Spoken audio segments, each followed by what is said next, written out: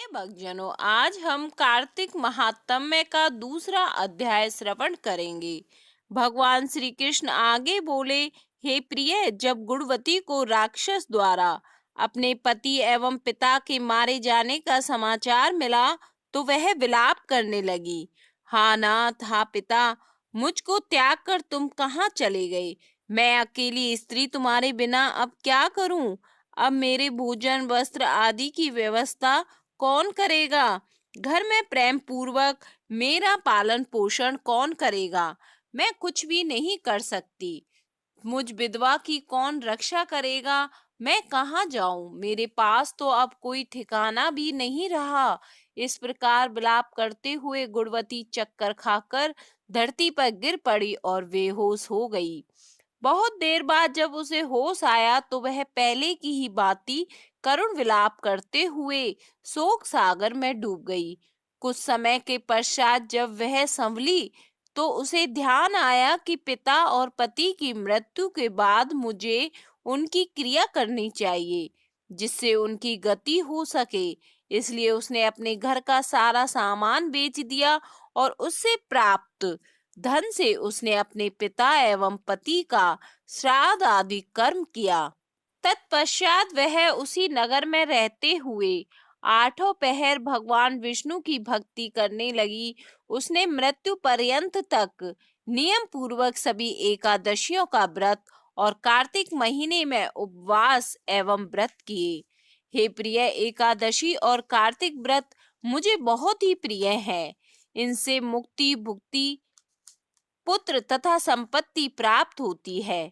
कार्तिक मास में जब तुला राशि पर सूर्य आता है तब ब्रह्म मुहूर्त में उठकर स्नान करने व व्रत व उपवास करने वाले मनुष्य मुझे बहुत प्रिय हैं, क्योंकि यदि उन्होंने पाप भी किए हों तो भी स्नान व व्रत के प्रभाव से उन्हें मोक्ष प्राप्त हो जाता है।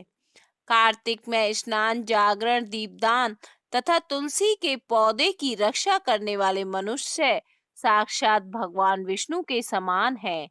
कार्तिक मास में मंदिर में झाड़ू लगाने वाले, स्वस्तिक बनाने वाले तथा भगवान विष्णु की पूजा करने वाले मनुष्य जन्म मरण के चक्कर से छुटकारा पा जाते हैं।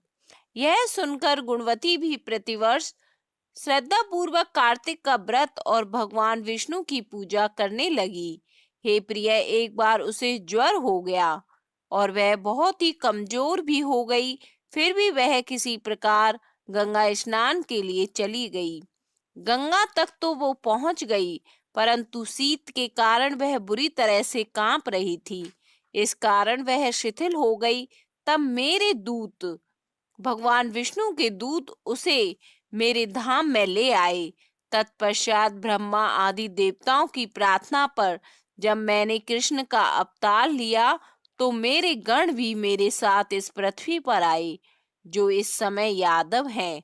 तुम्हारे पिता पूर्व जन्म में देव शर्मा थे, तो इस समय सत्रजित हैं। पूर्व जन्म में चंद्र शर्मा जो तुम्हारा पति था वह डाकू है, और हे देवी, तू ही वह गुणवती है। कार्तिक व्रत के प्रभाव के कारण ही तू मेरी अर्धांगिनी हुई है। पूर्व जन्म में तुमने मेरे मंदिर के द्वार पर तुलसी का पौधा लगाया था। इस समय वह तेरे महलों के आंगन में कल वृक्ष के रूप में विद्यमान है। उस जन्म में जो तुमने दीपदान किया था उसी कारण तुम्हारी देह इतनी सुंदर है और तुम्हारे घर में साक्षात लक्ष्मी का वास है। चूंकि तुमने पूर्व जन्म में अपने सभी व्रतों का फल पति स्वरूप विष्णु को अर्पित किया था, उसी के प्रभाव से इस जन्म में तुम मेरी प्रिय पत्नी हुई। पूर्व जन्म में तुमने नियम पूर्वक जो कार्तिक मास का व्रत किया था उसी के कारण मेरा और तुम्हारा कभी वियोग नहीं होगा। इस प्रकार कार्तिक मास में व्रत आदि करने वाले मनुष्य मुझे तुम्हारे समान प्रिय हैं। दूसरे जप, तप, यज्ञ, दान आदि करने से प्राप्त फल कार्तिक मास में किए गए व्रत के फल से बहुत थोड़ा होता है। अर्थात कार्तिक मास के व्रतों का 16वां भाग भी नहीं होता है।